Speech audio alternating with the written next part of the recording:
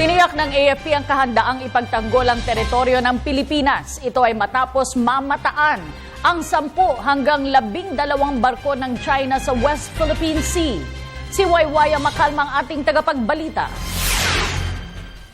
Matapos ang sunod-sunod na pagkakadiskubre ng militar sa dredging at reclamation activity ng China sa West Philippine Sea, isinusulong ng Department of National Defense ang rehabilitasyon ng Rancudo Airstrip sa Pag-asa Island na ilang taon nang nabibinbin para ito'y ayusin.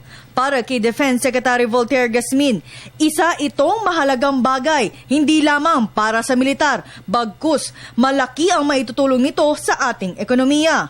Mahalaga yung airstrip doon sa Pag-asa sapagkat ito ang magbibigay buhay sa mga taong nandoon sa 5th class municipality of Kalayaan. Ito ay makakatulong economically sa pag-unlad ng Pag-asa ng Kalayaan. Ayon kay Lieutenant General Jeffrey Delgado, nagkulang ng pondo ang ahensya para rito nitong nakalipas na taon. Sa kabila niyan, tuloy pa rin ang rehabilitasyon kahit naghain ng petisyon ng China noong 1 taon ukol sa airstrip. May mga nagkaroon lang ng mga hitches during the previous years.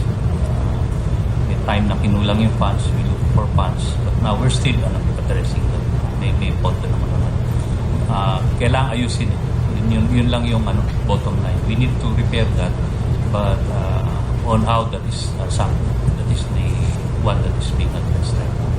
Inaasahan na sa taong ito matatapos ang pagsasaayos ng airstrip sa Pag-asa Island. Samantala, sa harap ng intensibong kilos ng China sa mga pinag-aagawang teritoryo, mas pinaigting rin ang air patrol ng Air Force. Sa huling tala ng AFP ay umaabot sa 10 hanggang 12 barko ng China ang kanilang namomonitor sa West Philippine Sea. There are no permanent numbers because those ships come and go. And I think the latest in the pictures, mayroong 10 to 12. Gayunpaman, aminado si Delgado na ang mga aktibidad ng China ay nakakabahala, ngunit handa ang kanilang hukbo na ipagtanggol ang ating teritoryo. Just like their presence, we are equally concerned, we are equally bothered, but these are things that we have to document so that we can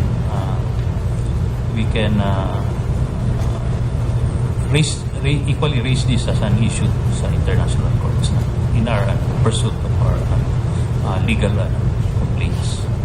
Para sa Telebisyon ng Bayan, ako si Waywaya Makalma.